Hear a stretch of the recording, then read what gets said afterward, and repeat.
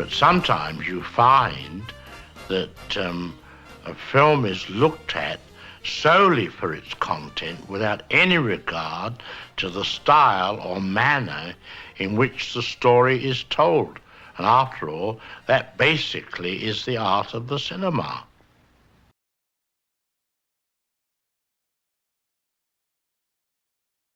In Alfred Hitchcock's mind, nothing is more important than the audience.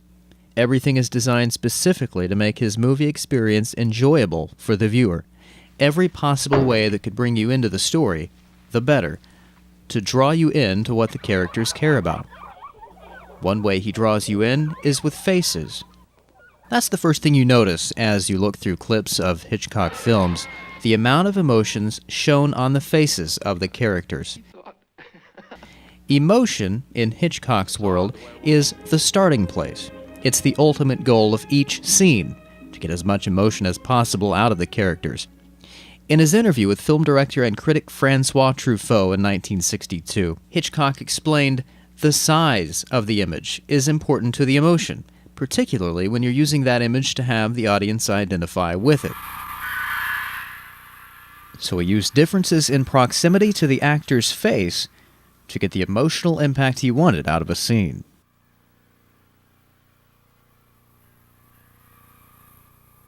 By zooming in, he could show that a character was suspicious. Or by using a wide shot, he could show emotional distance between the characters. The closer you get to an actor's face, the more emotion you'll get. Hitchcock selectively used close-ups and wide shots in order to control the intensity of a scene, almost like a composer selecting notes for his score.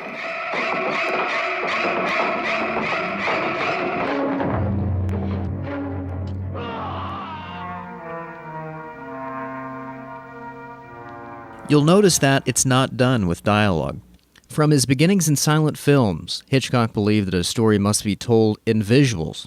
In those days, there was no voice track, and the dialogue had to be shown with printed words on the screen. Filmmakers learned to tell the story visually so they could minimize the number of titles that would interrupt the action. Hitchcock said that when sound finally did come to film, it caused a flood of stage plays that were transformed to the screen. Movies suddenly became dialogue-oriented. But Hitchcock maintained that film is most importantly a visual medium. He said, "When we tell a story in cinema, we should resort to dialogue only when it's impossible to do otherwise." So he uses the camera every chance he gets to reveal the story with objects, panning to each one in sequence. Dialogue just isn't as important.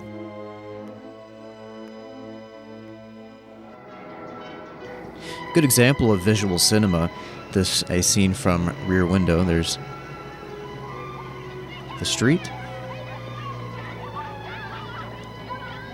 This is the apartment complex. And we pan inside to see Jimmy Stewart sleeping. And we see he has a cast on his legs, so obviously he can't go anywhere. So he's confined to a chair. We go over to his camera.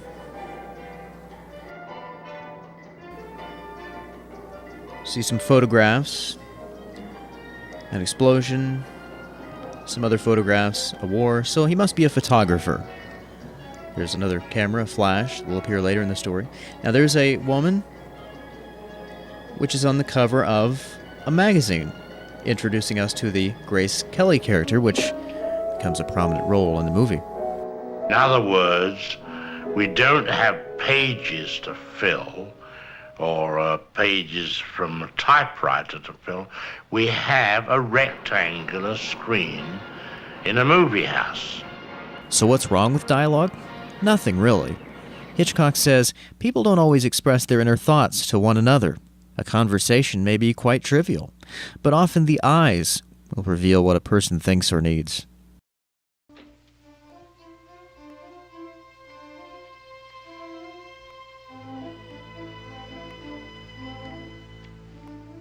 He does it with point-of-view shots. See, I'm what they call a purist in terms of cinema, as much as I can.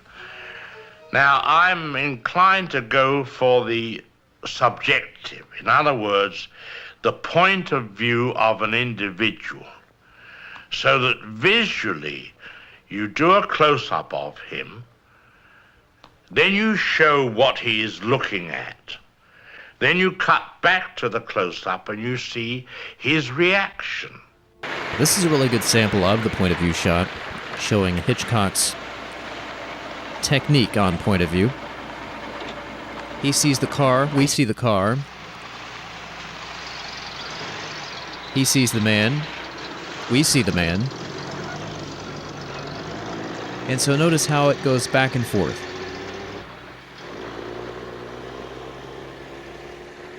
We see him looking, and then we see what he sees. Constantly back and forth. Now, here's something that Hitchcock does a lot. As Cary Grant walks forward, his point of view shot also moves forward.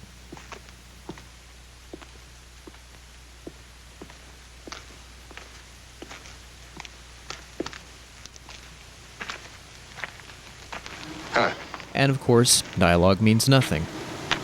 Hot day. Seen worse. By using point of view, you can put anything into the character's mind. In fact, it becomes so effective that the expression of the actor's face really isn't all that important. For example, we can use this reaction shot from Jimmy Stewart in Rear Window. In this version, we're showing him looking at a man with his dog outside.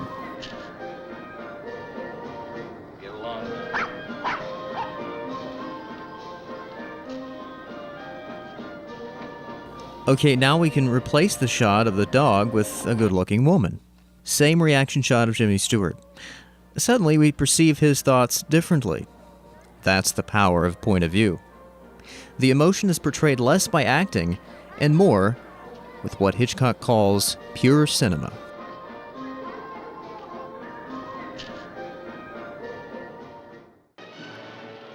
Hitchcock takes that a step further with montage. Montage editing is when a scene is divided into close-ups and shown in succession. This is the way we perceive things in our mind. We see snapshots of details, and then we combine them together.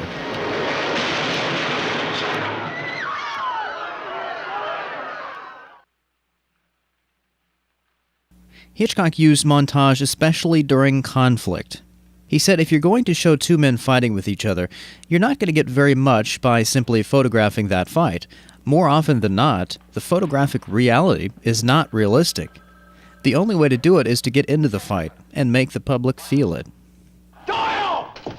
In this example from Rear Window, you can see how montage editing is put to use, showing us bits and pieces of the conflict and all those involved, converging into a scene filled with tension.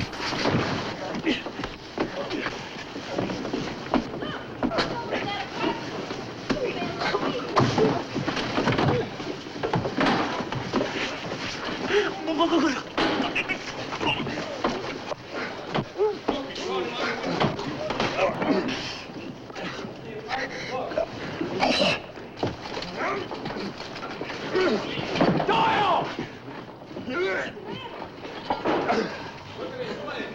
Creel, give me a 38. To sum it up, you are transferring the menace from the screen into the mind of the audience.